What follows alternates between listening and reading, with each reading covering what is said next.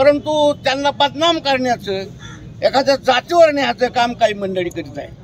आता विधान भवनामध्ये व बाहेर सुद्धा सुरेश अण्णांनी सांगितलं की ही जर हत्या एखाद्या नागरगोजेची झाली असती, एखाद्या पालवेची झाली असती, एखाद्या मिसाळाची झाली असती, एखाद्याच्या रागची झाली असती तर मी याच पद्धतीने या ठिकाणी आवाज उठवला असता।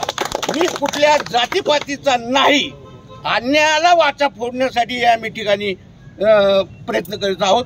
आणि सुरेश धसांना जे ट्रोल केल्याचं काम करते त्याच्यामुळं आम्ही या ठिकाणी निषेध करण्यासाठी ही सगळी सुरेश धसप्रेमी व विविध पक्षाचे कार्यकर्ते मंडळी या ठिकाणी जमा झालेलो आहोत।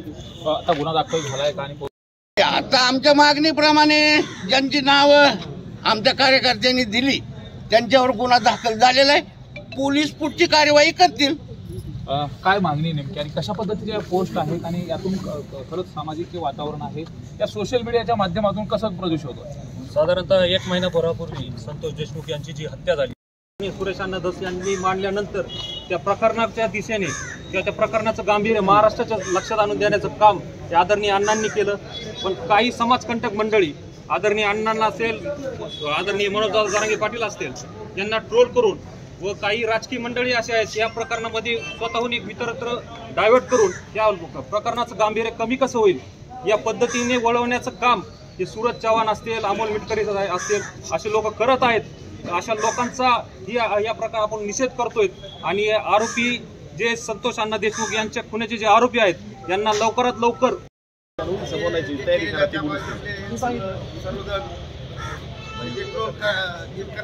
त्याबद्दल मी निषेध करतो। संतोष देशमुख व यांना श्रद्धांजली वापरून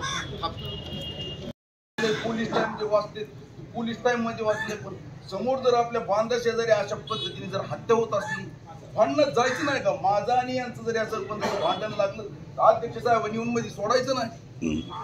जर या सरपंचाच्या बाजूने जर अध्यक्षाचं मर्डरच करायला पाहिजे अशी कशी गोष्ट? गावच्या प्रथम नागरिकाला चांगल्या कामात इंटरफेअर करावा लागतो आणि वाईटही कामात इंटरफेअर करावा लागतो। त्याच्या एखाद्या गावातल्या माणसाची चूक जरी झाली तरी त्या लोकांच्या पाया पडायला का त्या सरपंचालाच जावं लागतं।